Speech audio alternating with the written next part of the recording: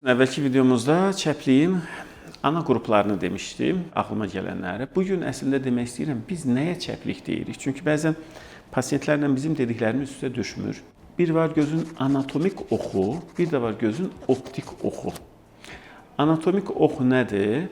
Makula ilə görmə mərkəzi əvvəlki videolarımızda danışmışdıq. Makula ilə buynuz qişanın, bəbəyin ortasındakı nöqtə bizim anatomik oxumuz sayılır.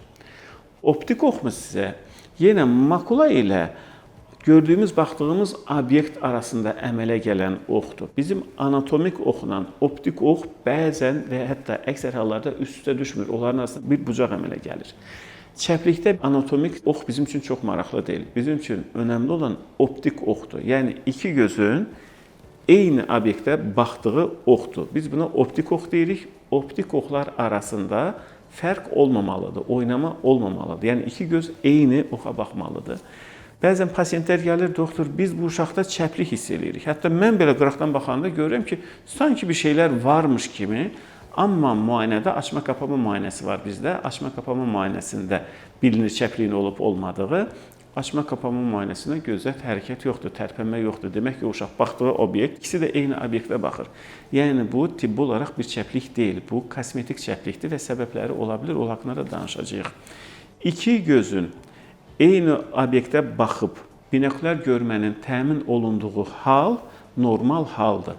Amma iki göz eyni obyektə baxa bilmirsə və tək görüntü alınırsa, buna biz çəplik deyirik.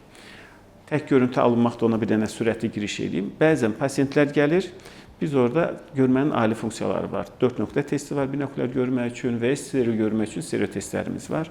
Binokulyar görmə test elədik, negativ. Yəni binokulyar görməsi yoxdur. Yəni iki gözlə bir yerdə görmə yoxdur. Beyin eyni vaxtda iki gözdən məlumat almır. Bu o demək ki, bu gözdə binokulyar görmə olmadığına görə hər hansı bir şəkildə çəplik var. Baxmayaraq ki, kənardan baxanda, hətta bəzən açma-kapamada da problem çıxmır. Göz tam obyektə baxır, sadəcə beyin birindən informasiyanı alır. Bu o demək ki, bu insan nə vaxtsa da problem yaşayıb.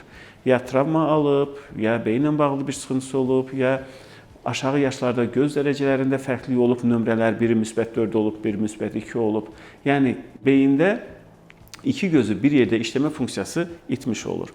Binokulyar görməsi olmamış olur. Əslində biz bunu da çəplik sayırıq və bu gözlər çox riskli qrupdadır. Çünki hər stresli momentdə düşən kimi göz artıq ortadan qaçır və çəpləşir. Yəni bunu biz xəstələrə məlumat vermək məcburiyyətində qalırıq.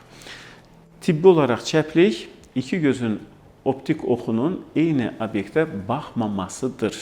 Gözün biri düz baxır, bir dənəsi əyri və yaxud da ki, bayıra doğru və yaxud da ki, yuxarı doğru. Buna biz çəplik deyirik. Hətta vertikal çəpliklərdə DVD dediyimiz, dissosiya vertikal deviyasiya dediyimiz bir hal var. Mən bu gözümlə fiks eləyəndə bu göz yuxarı qaçır. Sonra bu gözümlə fiks eləyəndə obyekti bu gözüm yuxarı qaçır.